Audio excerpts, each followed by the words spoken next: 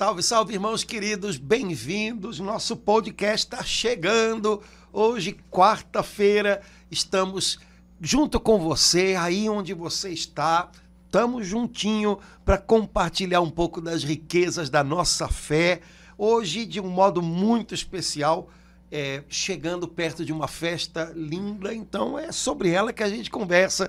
Tudo bem, Laura? Tudo caminhando? Padre Antônio, eu sei que eu falei isso em maio, mas eu amo o mês de junho também, Padre Antônio. Nossa, essa festa linda de amanhã, Sagrado Coração de Jesus e festa junina. Exato, festa junina é um pedaço importante da história.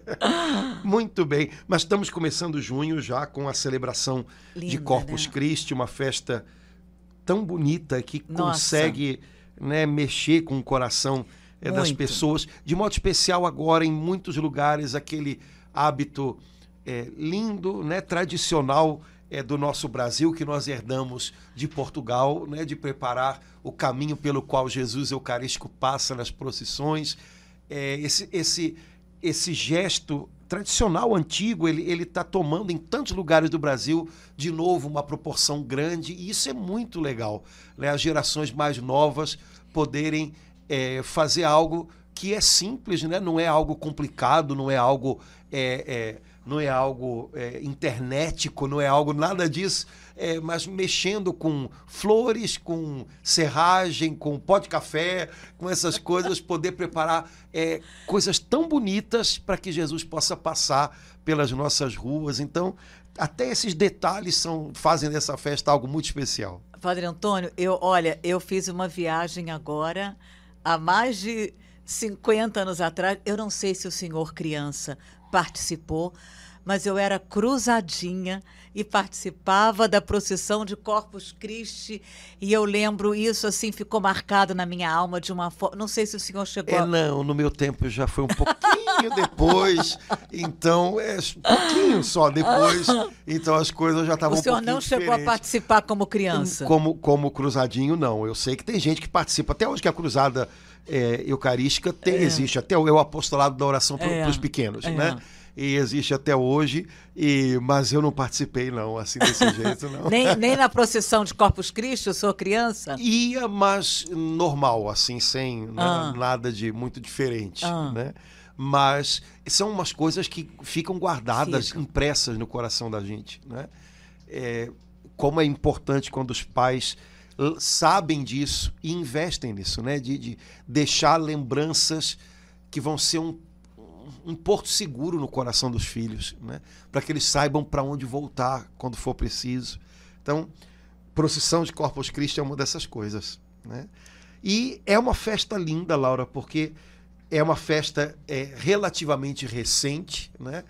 Porque é do segundo milênio, portanto é do século XIII, mais ou menos. Então, isso em termos de igreja é recente, não é? Mas é uma festa que o Senhor pediu a uma religiosa, dizendo para ela que estava faltando, né? Numa das visões que ela teve, ela viu como se fosse um disco, como se fosse a lua, com um pedaço faltando. E ela teve o discernimento de que era uma festa que faltava para completar, né, aquele disco dourado que ela viu, como se fosse a lua, para completar o ano da igreja. Ai, que lindo, E então, por conta dessa religiosa, por conta de algumas religiosas que nesse tempo, no século XIII, receberam de Deus essa inspiração, por conta de um movimento do Espírito que havia nesse tempo na igreja, também para contrapor algumas doutrinas insuficientes sobre a Eucaristia, a igreja instituiu essa festa na segunda quinta-feira depois de Pentecostes, para afirmar a nossa fé na presença real de Jesus na Santíssima Eucaristia. E a festa foi preparada com excelência, né? O Papa da época pediu que algumas pessoas insignes, ilustres, preparassem textos para a liturgia dessa festa. Por isso, quinta-feira. É quinta-feira, por ser uma festa eucarística, né? E Santo Tomás de Aquino preparou a sequência que nós rezamos até hoje. Então, como é bom a gente poder cantar uma peça de oração e, ao mesmo tempo, uma peça artística, né? feita por um santo há 800 anos atrás. Isso dá para a gente uma consciência tão grande de que a gente faz parte de algo maior do que o nosso agora, né? Então, foi uma festa pensada, preparada pela igreja com muito carinho, com muita diligência. A liturgia é belíssima e, de modo especial, a sequência de Corpus Christi, que é aquele canto que a gente faz antes, né, do Evangelho, é feita por quem foi feita, ela é de uma riqueza incrível.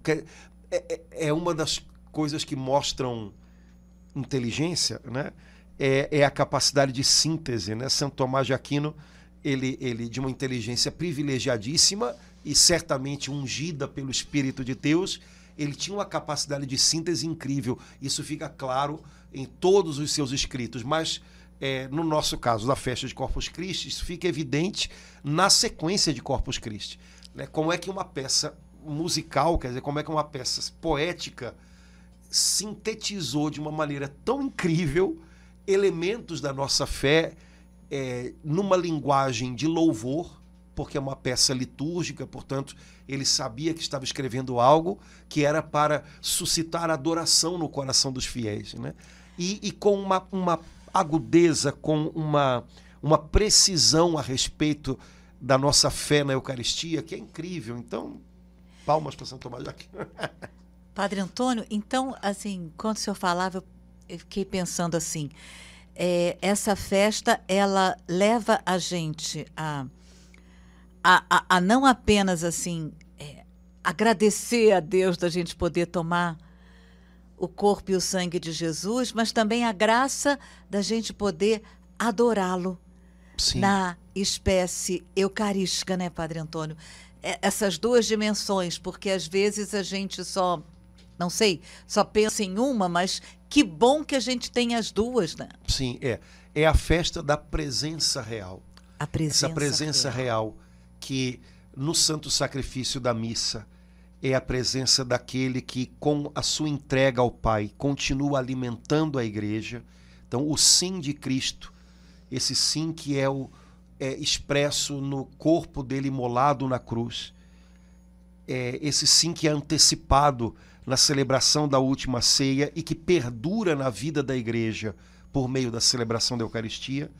Esse sim, ele acontece, ele perdura de maneira não figurada, mas de maneira real, porque é o próprio Cristo sacerdote, altar e cordeiro, na cruz e na missa, que está agindo. Então, a presença real de Cristo, ela é, em primeiro lugar, uma presença daquele que é sacerdote, altar e cordeiro, que no sacrifício da cruz é único e que perdura, né? Realizado uma só vez, mas não é uma só vez que vira passado, é uma só vez que é celebrado e cada vez que é celebrado é atualizado aqui e agora. É Cristo que alimenta de si mesmo a igreja. Agora, essa presença real de Cristo, ela permanece na Eucaristia também quando termina a celebração. Permanece nos nossos sacrários, permanece para ser levada aos nossos doentes, permanece também para ser adorada. Cristo quis que nós tivéssemos a graça de adorá-lo e com ele e por ele adorar ao Pai. Cristo quis ser o nosso perfeito louvor. Portanto, na festa de Corpus Christi, de modo especial com a procissão eucarística, nós manifestamos de modo particular essa dimensão da nossa fé na Eucaristia. É Ele quem alimenta a igreja. Não é uma lembrança dele que alimenta a igreja, é Ele que alimenta a igreja. É o seu sacrifício que dá vida à igreja. Não é a lembrança do seu sacrifício que dá vida à igreja. É o seu sacrifício que dá vida à igreja. E se é Ele, nós podemos e devemos adorá-lo, cercá-lo com a nossa adoração. E com Ele nos tornarmos também oferta, entrega de louvor ao Pai Celestial. Então tudo isso vai junto, né? A doutrina católica ela é bonita por isso, porque ela toda se encaixa. Então, a partir do centro, tudo vai se ordenando, se organizando, e é um edifício, é como se fosse uma catedral perfeitamente construída, né? Não há partes que você possa tirar e não vão fazer falta, não existe isso, né? Não há parte sobrando, né? Então, é a verdade de Cristo, né? Então, nessa festa, nós celebramos a sua presença real, que pode e deve ser adorada, além, né, da nossa participação no sacrifício da missa, que é o motivo primeiro dessa presença real, né? Mas ela perdura. Então, enquanto nós o temos, devemos adorá-lo. Essa adoração, Padre Antônio, que me parece que o Espírito Santo vem aquecendo e nos levando cada vez mais, pelo menos é o que eu percebo, não sei se o senhor percebe também, né? Não necessariamente, claro que é maravilhoso quando a gente entra numa igreja e tem a graça de poder ver o Santíssimo Sacramento exposto, mas a gente também pode, e é maravilhoso adorá-lo escondido e guardado no sacrário. Claro, né? Que é o que a gente normalmente faz quando chega nas igrejas, né? Ou mesmo quando, olha, vários santos faziam isso, né? Quando você está em casa, principalmente os doentes, você não pode ir a uma igreja. Sim. Você espiritualmente, Senhor, eu me ponho aqui em espírito diante do sacrário da minha paróquia, que eu não posso visitar porque eu estou enfermo, não estou podendo sair, né? E te adoro, né? Porque eu sei que o Senhor está presente lá. Eu te adoro em todos os sacrários do mundo, Senhor. Com a sua presença é a alma, é a vida da igreja. Então, de mil maneiras, o amor é muito criativo, né? De mil maneiras a gente pode encontrar modos de unir o nosso coração a Cristo Eucarístico nos sacrários das nossas paróquias, na celebração da missa, que acontece constantemente em todas as latitudes do mundo, né? Então, unir-se a Cristo Eucarístico é sempre algo que a gente pode fazer e que pode trazer muito sentido para a nossa vida, né? Porque sozinho, às vezes, é difícil a gente encontrar sentido ou forças para viver algumas coisas, mas quando você lembra, não, em algum momento, ou melhor, em algum lugar do mundo, nesse momento, há um sacerdote erguendo Cristo Eucarístico, apresentando-o ao Pai por toda a igreja, com toda a igreja, eu me uno a essa apresentação aqui onde eu estou, né? Eu ergo meu coração ao Pai com Jesus Eucarístico, enfim.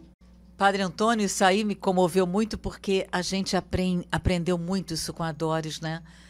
Principalmente nos momentos difíceis, nossos ou familiares, ou de alguém da comunidade, ou de alguém da igreja, ou de alguém do mundo, a gente orar assim, como o senhor falou, né? Senhor, principalmente se a gente não teve oportunidade naquele dia de participar da missa, Senhor, eu me uno agora, porque eu sei que nessa hora, nesse momento, tem um sacerdote em algum lugar do mundo celebrando uma missa, então eu me uno agora a essa missa e te peço por essa pessoa, por essa situação. É uma oração poderosa que eu acho que ela vai direto para o coração do Pai, né? Sim, porque na missa a igreja recebe Cristo para se oferecer com Ele. Cristo se torna verdadeiramente, realmente presente na Eucaristia, porque Ele é o grande dom que o Pai nos deu e nos dá. E Ele vem a nós para que nós possamos nos unir a Ele e sermos oferta e apresentá-lo ao Pai, como Ele fez de maneira perfeita, única e permanente, né, no sacrifício da cruz, né? Há uma oração eucarística que eu acho lindo quando o padre diz, né? Senhor, o padre, né, ele está apresentando Jesus Eucarístico sobre o altar e ele diz: reconhecei o sacrifício que nos reconcilia convosco. Ou seja, reconhecei aqui o Cristo que na cruz se entregou, o sim que ele deu à tua vontade, o sangue que ele derramou por nós. Reconhecei aqui aquele mesmo e único sacrifício que se mantém de pé, porque o sim dele não voltou atrás nem virou passado. Hoje, aqui está o sim dele. Né? Então, eu adoro dizer isso. Reconhecei o sacrifício, é como se o pai olhasse, é ele mesmo, é o sim dele, né? É a entrega dele. E agora, junto com ele, todos vocês. Né? Cristo Jesus, no altar da cruz, realizou o perfeito culto de adoração ao Pai. Então ele realizou ali o sacrifício da nova aliança. Essa oração é a do dia? Desse dia de Corpus Não, Christi? não, é a oração eucarística, eu acho que é a terceira. Mas que beleza, Padre Antônio. E Jesus, no altar da cruz, realizou o perfeito ato de culto ao Pai Celestial. O mais perfeito que poderia ser realizado por um ser humano. Por isso ele se tornou homem, para que nosso irmão oferecesse ao Pai a perfeita adoração, como homem. Mas Cristo fundou uma igreja, um povo. E esse povo, o que teria a oferecer ao Pai, senão este mesmo e único sacrifício, este mesmo e único ato perfeito de culto ao Pai? Então Jesus ali nos deu, né, o que nós agora podemos dar ao Pai, que é Ele próprio. Né? E realizou essa perfeita obra, né, de liturgo, de liturgista, né, na última ceia, instituindo a Eucaristia. Né? Então, a ceia, a cruz e a Eucaristia são um único ato do mesmo coração de Cristo sacerdote. Né? Isso tudo é lindo demais. A gente pensa pouco nessas coisas, fica pensando nas ninharias da gente. Né? Então, e as nossas ninharias, elas poderiam se tornar valiosíssimas se nós simplesmente parássemos de pensar nelas como e uníssemos elas ao sacrifício de valor incomensurável dele. Né? Existe uma ladainha de Cristo sacerdote. Existe. Ladainha de Cristo sacerdote. Esse título a gente fala pouco, né, Padre Antônio? Na verdade, a festa de Cristo sacerdote foi quinta-feira passada, que é a primeira quinta-feira depois de Pentecostes. Porque na primeira quinta-feira depois de Pentecostes celebramos Cristo sacerdote. Na segunda quinta-feira depois de Pentecostes celebramos o Cristo Cordeiro, ou seja, sacrifício que se imola. Né? Mas ele realiza o perfeito culto a Deus, porque nele e só nele, sacerdote, oferta e altar são uma coisa só. No Antigo Testamento, um é o sacerdote, outro é a oferta, outro é o altar. No Novo Testamento, um mesmo é o sacerdote, aquele que oferece. É o sacrifício, ele se oferece. E é o altar, no seu próprio corpo imolado. Então,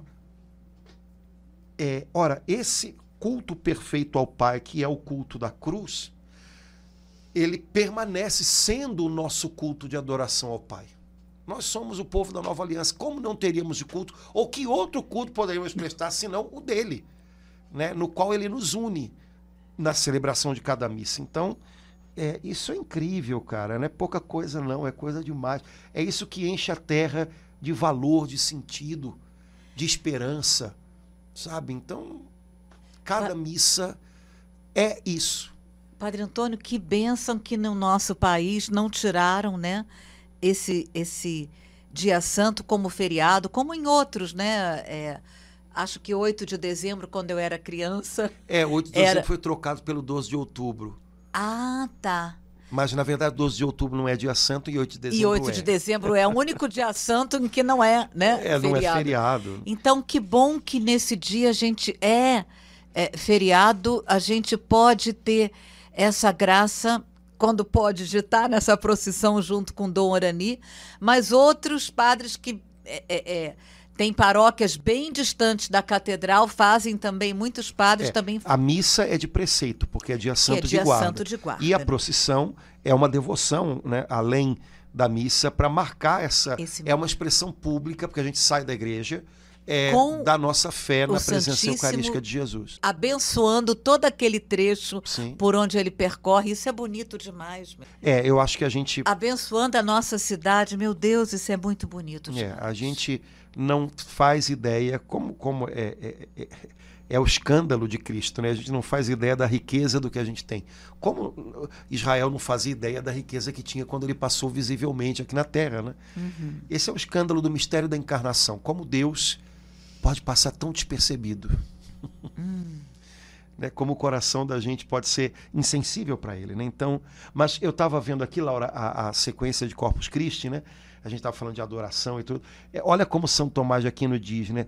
Tanto possas, tanto ouses, em louvá-lo não repouses, sempre excede o teu louvor. Ai, Padre Antônio, tanto podes, tanto possas, tanto ouses, em louvá-lo não repouses, sempre excede o teu louvor. Ah, meu Deus. A gente se excede em tanta coisa, né? Padre Antônio. Mas os santos que beleza, nos se exceder no louvor. a se exceder no louvor, né? A gente se excede em tanta, a gente se excede nas palavras, a gente se excede na internet, a gente Pula se comida, excede Padre Antônio. na comida, né? Mas exceder-se no louvor, né? Use sem moderação. Use sem moderação o louvor. Louvar a Deus faz bem para a alma. O nosso coração foi feito para louvá-lo, né? Então, louvar a Cristo na Eucaristia excede o louvor, né? Louva mais, tanto possas, tanto ouses, né? Então, quanto você puder. E né? para não repousar, né? Não deixar. Não repouses em louvá-lo, né? Porque louvar não cansa. Não. Portanto, não é preciso parar, não é preciso repouso do louvor. Ao contrário, o louvor acalma, o louvor serena o coração da gente, né? Então, essa sequência é linda, né? Tem um pedaço que eu gosto, né, mais, né, eu acho que... Qual é?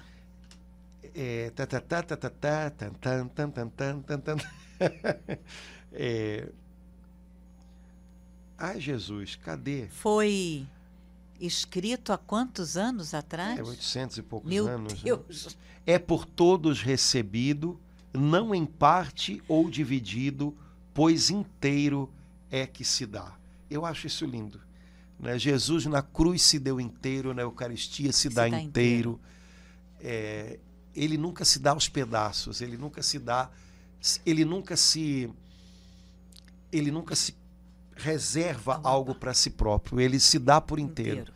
Quer dizer, quando na missa, quando na comunhão algo não ocorre bem, não é porque ele não se dá inteiro, é porque a gente também não se dá inteiro a ele. Né? Ele se dá inteiro e a gente se dá aos pedaços.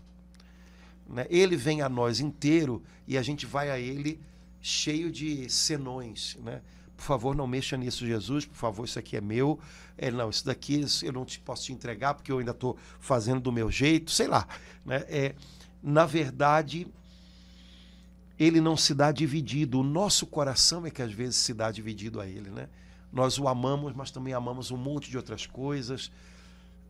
E quem sabe a gente não aprende, né, ao longo da nossa participação na missa, ao longo da vida inteira, a gente não aprende a se dar um pouco mais por inteiro a ele.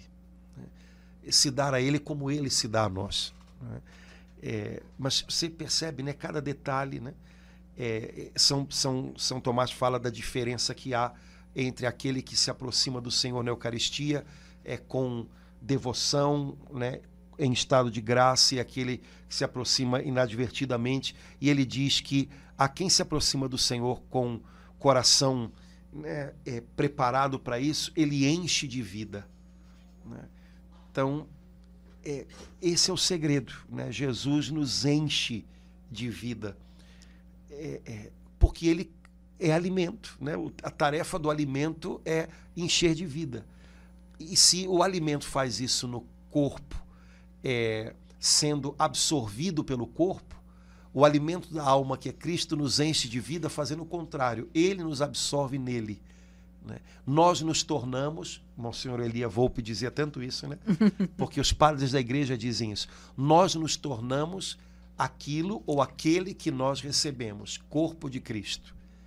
Então, quanto mais a gente recebe o corpo de Cristo, mais a gente é assimilado por ele, né? Mais a gente se torna corpo de Cristo nessa terra, né? Para alcançar pessoas, para também alimentar as pessoas. Né? Para também alimentar. Sim, né? Porque Jesus nos se dá a nós como seu corpo, para que nós nos tornemos o corpo dele na terra, que é a sua igreja, para que a igreja, que somos nós de alguma maneira, membros desse corpo, possamos alimentar aqueles que estão perto de nós todo dia. Né? Então há um efeito aí de crescimento. Né? Quando a gente se alimenta do corpo de Cristo, o corpo de Cristo, que é a igreja, cresce, né? E alimenta o mundo, e enche o mundo de vida. Essa é a missão da igreja, né? Encher o mundo de vida verdadeira. É tudo lindo, né? Nós pedimos no finalzinho da sequência, bom pastor, pão de verdade, piedade, Jesus, piedade. Conservai-nos na unidade, extingui nossa orfandade, transportai-nos para o Pai. Uau. Então, quando nós recebemos a Santa Eucaristia, que é Jesus, de maneira adequada, né, dispostos a ser transformados por Ele, Ele nos conserva na unidade. Ou seja, a Eucaristia me transforma em uma parte segura do corpo de Cristo. Né? Sem a Eucaristia, sem Jesus que me alimenta na Eucaristia, eu corro o risco de me tornar alguém que se separa, alguém que se isola. Quando eu recebo a Eucaristia, o mesmo Cristo que os meus irmãos recebem, o Cristo me aproxima deles. O senhor falou o iniciozinho, quando eu recebo, que adequadamente, foi essa a palavra que você usou? Eu queria... Sim, né? Quando eu recebo o Cristo em estado de graça, ou seja, sem impor pelo meu pecado limites à ação que o sacramento tem nas nossas vidas, o Senhor me torna instrumento de unidade.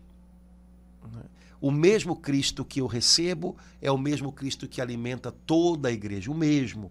E ele me mantém unido aos meus irmãos. E isso é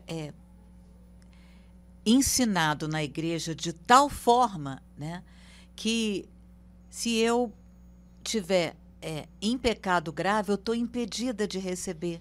Sim, porque o meu pecado me quebrou a minha aliança com o Senhor. E eu preciso primeiro... Eu preciso me reconciliar por meio do ministério, por meio do serviço que Ele confiou à igreja. Porque, na verdade, é uma reconciliação. A minha reconciliação com Deus tem a ver com a minha reconciliação com o corpo de Cristo na terra, que é a igreja. E aí eu posso receber o corpo de Cristo no sacramento. Aquilo vai ser uma verdade, não vai ser uma fantasia, não vai ser uma coisa meramente exterior, vai ser uma verdade profunda. E quando o meu pecado quebra toda essa beleza, é preciso que eu me reconcilie. Portanto, é preciso que tudo isso seja recomposto. A unidade que eu quebrei com o meu pecado, ela deve ser recomposta pelo perdão de Deus, que passa pelas mãos da igreja, pela oração da igreja, e que me traz de volta a participação na mesa da Eucaristia. Pelo sacramento da confissão. Né? Então, tudo isso está ligado. Né? E essa é a beleza da fé da igreja. Voltando a dizer aquilo que a gente falou ainda há pouquinho. Né? A fé da igreja não é um amontoado de coisas a acreditar. A fé da igreja é a fé na verdade de Deus que nos é manifestada em Cristo. E a verdade é una. A verdade é una. Né? A verdade é inteira, né? Não é uma coisa que não é um Frankenstein, pedaços que eu junto, né, e colo de maneira artificial. A verdade é una, então eu a acolho inteira, né? E inteira ela é linda. Né? Inteira ela é linda, né? E acolher a verdade é um dos, se não o maior dos dons que a gente pode receber de Deus quando a gente acolhe Cristo e o seu Evangelho. Não tem como, Padre Antônio, a gente celebrar esse dia lindo de amanhã, de Corpus Christi, sem a gente ter um pensamento, uma oração, uma palavra de agradecimento a Deus pelo sacerdote, né? Porque é tudo, voltamos, sem ele, tudo inteiro.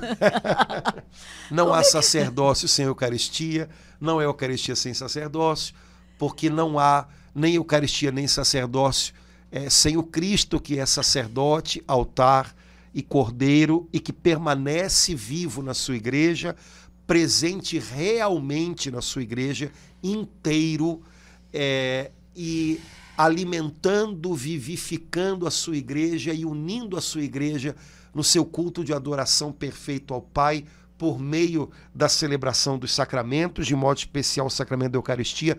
Laura, está tudo junto. Quanto mais a gente se acostuma a pensar a nossa fé toda inteira junta, mais a gente sabe que há um centro e que desse centro irradiam verdades que a gente só compreende bem a partir desse centro, mas não existe uma verdade que é mais verdade do que outra.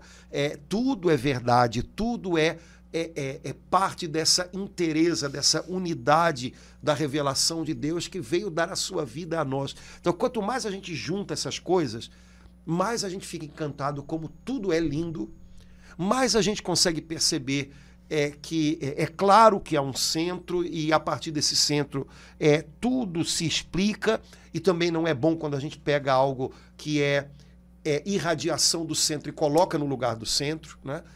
Que é Cristo Jesus, Verbo de Deus encarnado, né?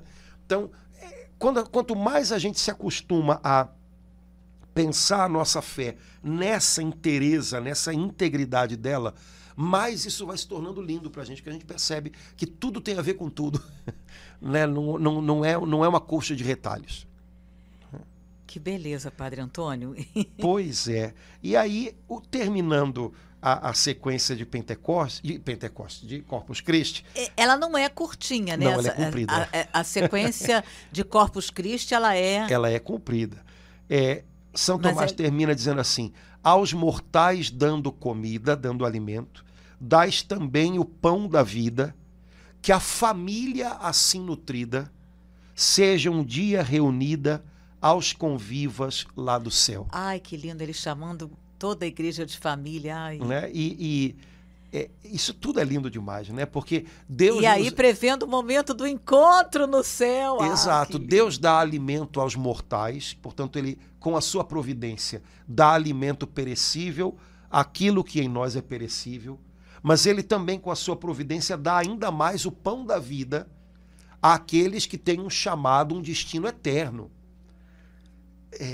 Peraí, repete isso. Ele dá o pão da vida àqueles que são chamados a um destino eterno. Então, Deus, com a sua providência, nos dá alimento corporal. Uhum. Só que o alimento corporal é perecível e alimenta aquilo que em nós é perecível. Uhum. Mas que enquanto estamos caminhando nessa terra é necessário. Precisamos, tá.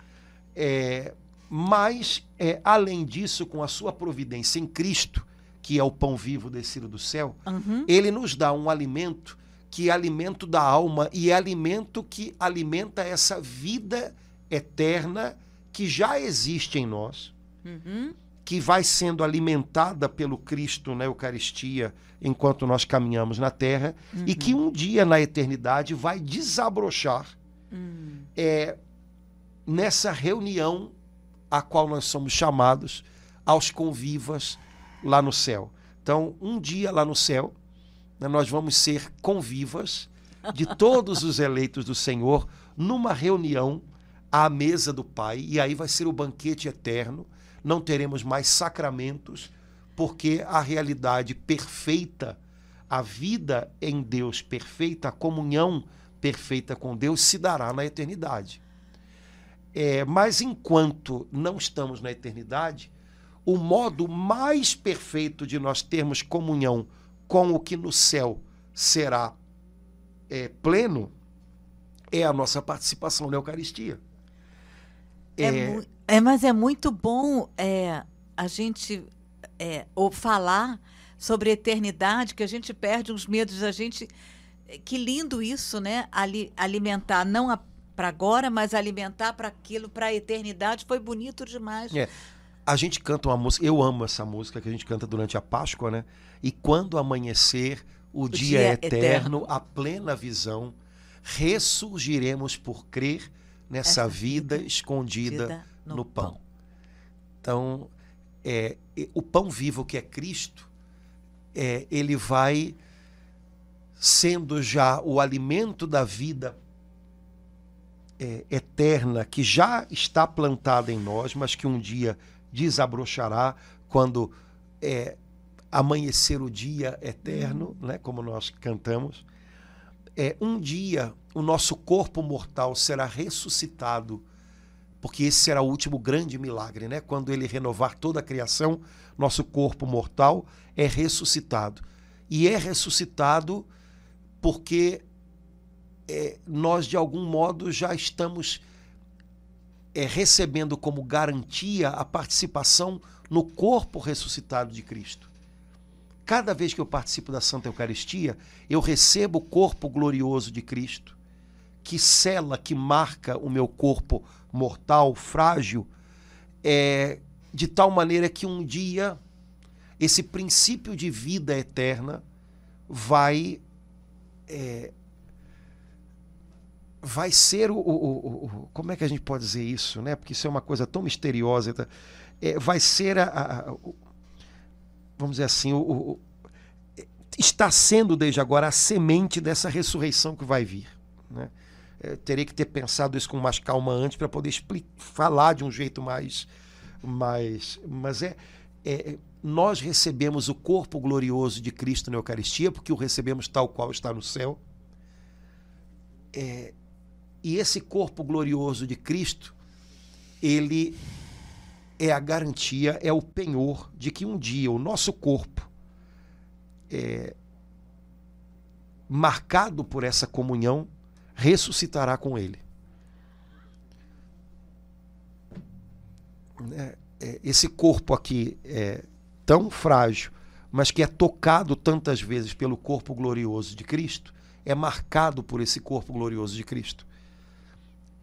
Portanto, é semeado por essa vida gloriosa de Cristo, que no final dos tempos vai ser uma vida transbordante também na nossa corporalidade. Seremos ressuscitados e seremos como Ele.